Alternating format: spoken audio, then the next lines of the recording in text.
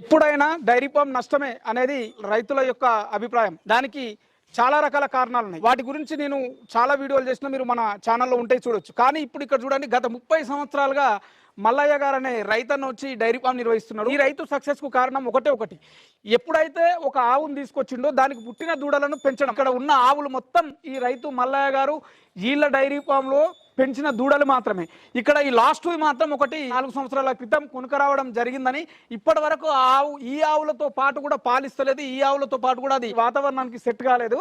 నేను సక్సెస్ కావడానికి కారణం, నేను పెంచిన దూడలు నా ఫామ్ లోనే పెట్టుకోవడం, ఈ విధంగా డెవలప్ చేసుకోవడం వల్లనే నేను సక్సెస్ అయినానని రైతు మల్లయ్య గారు మనకు తెలియజేయడం జరిగింది. ఈ రైతుకు సంబంధించి పూర్తి వీడియో నేను చేసినాను. షార్ట్ టైటిల్ దగ్గర లింక్ ఇస్తాను, మీరు ఖచ్చితంగా చూడండి. ఇటువంటి వీడియోలు చూస్తే మీకు చాలా మంచి ఇన్ఫర్మేషన్ ఉంటుంది. హైదరాబాద్ వచ్చి డైరీ ఫామ్ పెట్టేసి డబ్బులు నష్టపోయి ఇబ్బంది పడొద్దు. ఖచ్చితంగా ఈ వీడియో చూసే ప్రయత్నం చేయండి, మీకు మంచి ఇన్ఫర్మేషన్ ఉంటుంది.